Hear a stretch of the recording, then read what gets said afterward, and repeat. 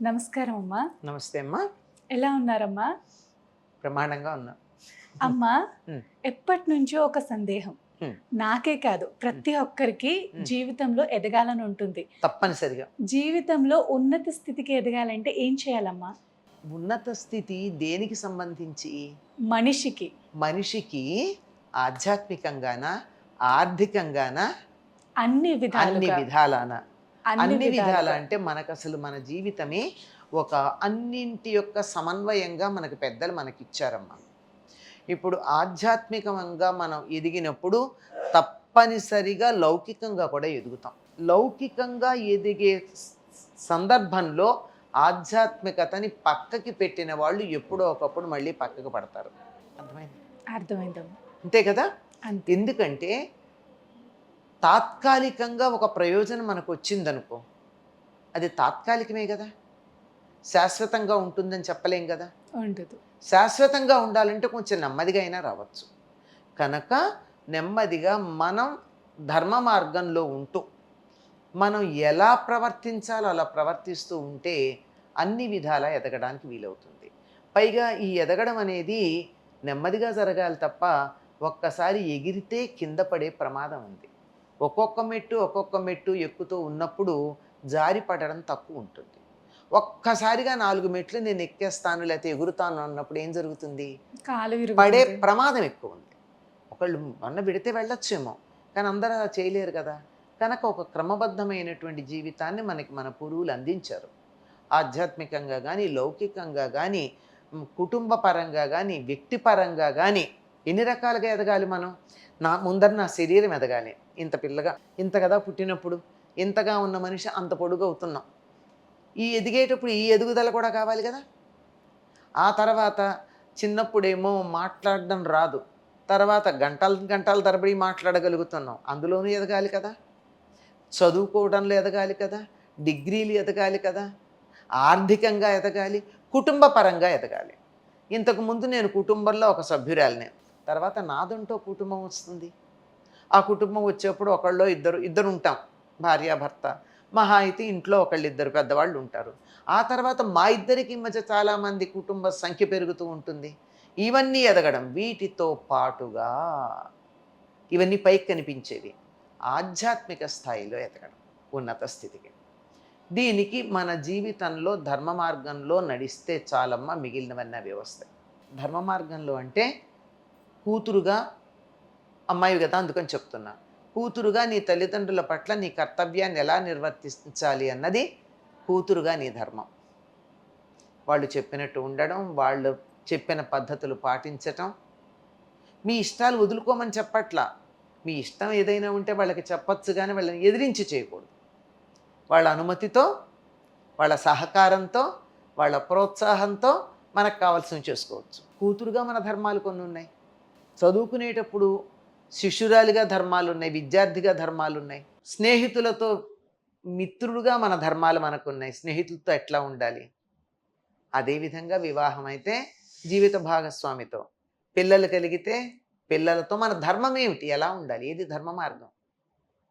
తర్వాత ఒక కెరీర్ ఉంటుంది, అది ఉద్యోగం కావచ్చు, వ్యాపారం కావచ్చు, మనంతటా మనం పెట్టుకునేటటువంటి ఏదైనా తన కాళ్ళ మీద తాను నిలబడడానికి చేసేటటువంటి సంస్థలు కావచ్చు. వాటిల్లో నీ ధర్మం ఏమిటో అలా ధర్మంగా ఉండాలి. ఈ ధర్మంగా ఉన్నప్పుడు మన లౌకిక జీవితంలో ధర్మంగా ఉంటే అదే మనం ఉన్నత స్థానానికి వెళ్ళడానికి కారణం అవుతుంది. ధర్మాన్ని వదిలిపెట్టకూడదు. ఇన్ కేస్ ధర్మాన్ని వదిలేసి మనకి ఇష్టం వచ్చినట్టు ప్రవర్తిస్తే ఆధ్యాత్మికంగా ఎదగటం అసలు జరగదా అమ్మా? అస్సలు జరగదమ్మా, అస్సలు జరగదు. మన ధర్మం మనం నిర్వర్తిస్తేనే జరుగుతుంది. ఇప్పుడు మనం ఆడపిల్లకి కొన్ని ఉంటాయమ్మా. నేను సెల్ఫ్‌గా ఉండాలి. నేను నా కాళ్ళ మీద నేను నిలబడి బ్రతకాలని. ఇంట్లో వాళ్ళు అడ్డు చెప్పొచ్చు, భర్త అడ్డు చెప్పొచ్చు. వాళ్ళకి వ్యతిరేకంగా ఉండకుండా వాళ్ళు ఒప్పుకోకపోతే మరి ఏం చేయాలి? వాళ్ళని అనుకూలంగా మార్చుకోవాలి. ఎప్పుడు మీరు మీ అంతటి మీరు ఉండాలనుకున్నారంటే మీకు ఇండివిజువాలిటీ, వ్యక్తిత్వం ఉన్నట్టే కదా. మిగిలిన వాళ్ళకన్నా తల ఒగ్గి వెళ్ళిపోవడం కాకుండా ప్రత్యేకత సాధించడానికి ఒక ప్రయత్నం, పట్టుదల ఉంది కదా. ఆ పట్టుదల ఇక్కడ వాళ్ళని ఒప్పించడం దగ్గర నుంచి మొదలు పెట్టుకోవాలి. నొప్పించకుండా ఒప్పించాలి. అంతే. ఒప్పించుకుంటే వెళ్ళినప్పుడు ఏం జరుగుతుందంటే నైతిక బలం ఉంటుంది. ఇప్పుడు వాళ్ళని ఎదిరించి చేస్తే కూడా మీరు పైకొస్తారు, ఏం సందేహం లేదు. పెద్దల ఆశీస్సులు చాలా కనపడవు గానేమో చాలా సహాయం చేస్తాయి. నైతిక బలం. ఎందుకు పరీక్షలకు వెళ్ళేప్పుడు పిల్లలు దండం పెడతారు తల్లిదండ్రులకి, పెద్దలకి? పరీక్ష బాగా రాయాలి అని. వీళ్ళ దండం పెడితే అక్కడ బాగా రాస్తారా? వాళ్ళ ఆశీస్సులు ఉంటే అంతా అది. మంచి ఆశీస్సుల వల్ల ఏం జరుగుతుందంటే నువ్వు చదవాలి. నువ్వు చదివింది టైం గుర్తొస్తుంది. చదవందే రాదు. ఆశీస్సుల వల్ల ఏం జరుగుతుందంటే నీ కృషి ఫలించటానికి సహాయపడుతుంది. కృషి లేకుండా ఆశీస్సులు ఏం చేయలేవు. కర్ణుడికి సమయానికి మంత్రాలు గుర్తురాల, అస్త్రాలు యుద్ధంలో. ఆశీస్సులు ఉంటే గుర్తొస్తాయి. ఆశీస్సులు లేవుగా ఆయనకి. గురువుల ఆశీస్సు లేదు, గురువుల శాపం ఉంది. అందువల్ల సమయానికి గుర్తురాల. మనం కూడా అబ్బా నాకు తెలిసి ఆన్సర్ పేపర్ ఇచ్చేసా గుర్తొచ్చింది అంటాడు. ఏం లాభం? వీడు ఎంత చదివాడు కాదు అక్కడ లెక్క. చదవాలి. ఎంత చదివాడు అన్న దానికి మనకు ఒక రకమైనటువంటి నైతిక బలం కావాలి. ఆ బలం దైవం వల్ల కానీ పెద్దల వల్ల కానీ వస్తుంది. కనుక మీరు మీ కాళ్ళ మీద నిలబడాలి అని అనుకున్నప్పుడు, దానికి కావాల్సిన ప్రయత్నం చేస్తూ ఉన్నప్పుడు, ఆ కాళ్ళ మీద నిలబడడానికి చిన్నప్పుడు మొదటి 2 అడుగులు తల్లో తండ్రో చెయ్యి పట్టి వేయించినట్టుగా వాళ్ళ సహకారం తీసుకుంటే తడబడకుండా పడిపోకుండా ముందుకెడతాం. వాళ్ళ అంగీకారం అన్నా తీసుకోవాలి. వాళ్ళు ప్రోత్సహించకపోయినా ఆమోదం అన్నా ఇవ్వాలి. దినచర్య ఎలా ఉండాలమ్మా అసలు? నైతికంగా, భౌతికంగా, అమ్మా లౌకికంగా? ఎలా ఉండాలి అంటే, మనకి పూర్వులు చెప్పిన దినచర్య ఈ రోజుల్లో సాధ్యమవుతుందో లేదో నాకైతే తెలియదు కానీ, సూర్యోదయానికన్నా ముందుగానే లేచి కాలకృత్యాలు నిర్వర్తించుకుని సూర్యుడు ఉదయించే సమయానికల్లా సూర్యుడికి అర్ఘ్యం ఇచ్చేట్టు ఉండాలి ఇంటిల్లిపాదే.